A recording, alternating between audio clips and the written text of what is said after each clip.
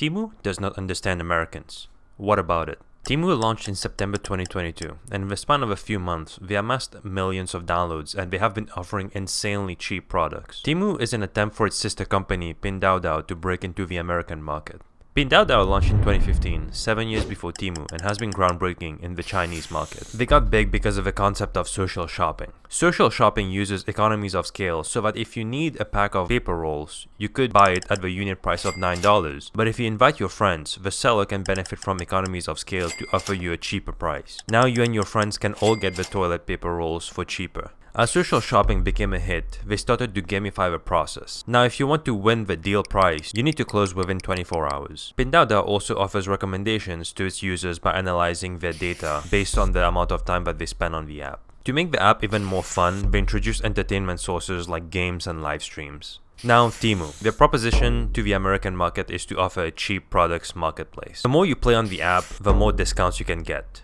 Temu has games that allows you to get more discounts. You can also invite your friends through referrals to get even more discounts and even get free shipping. And of course, with infinite scroll, you can get more recommendations of items you could like. Now let's look at the difference. In China, people enjoy the concept of social shopping.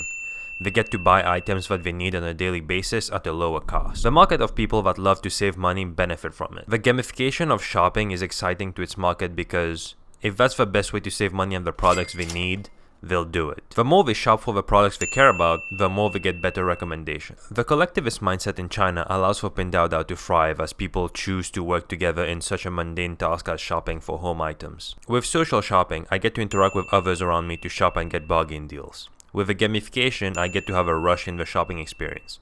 The recommendations make me want more. The games and entertainment make me feel more connected with the platform.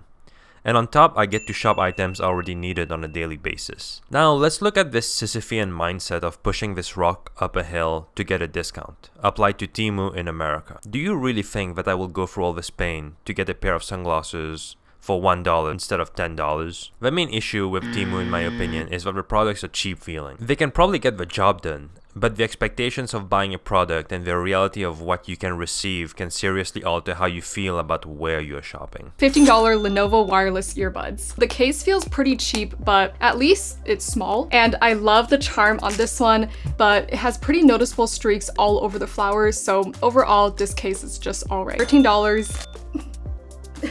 It doesn't smell very good. So to tell me that I will be spending a lot of time into this insane fest of products that will bring me frustration in one way or the other is just not something that I look forward to using often. On top of that, being babied with games on the app so that I can share my referral code to be able to earn discounts is not something I particularly look forward to. I think a lot of issues come back to the quality of the products. Number one, do you want to play a game to earn a product? Well, is the product worth it? Number two, do you want to share a link to others so that we can all buy the product together at a lower price point? Well, do we need it, and is the product worth it? Number three, do I want to scroll for an infinite list of products for hours on your platform? Well, do you have products that are worth it? Temu is trying to follow the footsteps of Shein and TikTok. It's Chinese predecessors that have successfully tapped into the American market. I think that it's impressive what Temu has achieved already, but are they able to sustain the long game? If people don't get the right first or second impression, or if people realize that Temu isn't worth it after shopping a few times, Temu will barely be able to hold up 5 years. Basically, if you don't understand your market and you can't bring them any value, you can't expect your service to last. Let's look at Quibi. Quibi just simply did not understand the market. They thought they were bringing value with high quality vertical footage, but they created something that they couldn't even last a year with. What do I think Temu should do to correct action? I think that in the grand scheme of things, Temu has yet to grow to its full potential. It should question who it's trying to cater to. It should understand what its customer base likes to buy and whether it exists in America. The second point that Temu needs to do is we need to understand how the customer base currently shops for items provided by Temu. What's the alternative?